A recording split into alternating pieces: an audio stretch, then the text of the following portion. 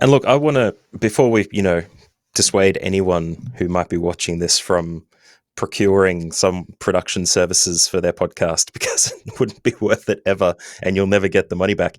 There is a reason to do it. And I think one of the biggest paradoxes of podcasting is the idea that you have to do it yourself for a little bit in order to earn the ability to offload that to someone else.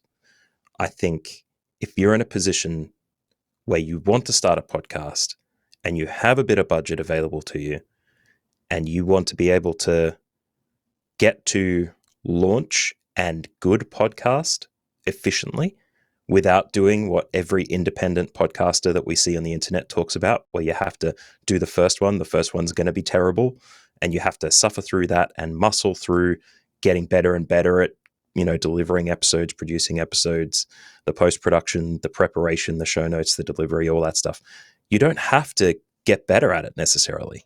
The time versus money equation of hiring a podcast producer to get the first 10 episodes of your show out there and good to go could be worth the return on investment in terms of time that you save. There are corporations out there who say, we want a podcast. That sounds like a great idea.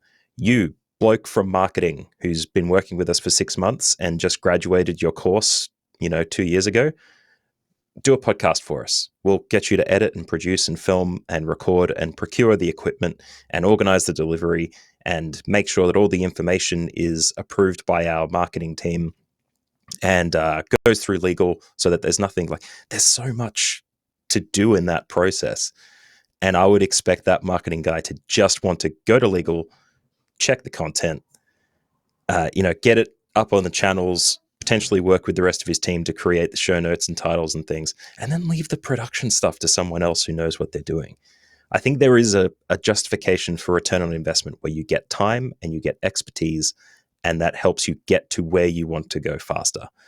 But, we're in a very materialistic world that requires literal profit and money return on things.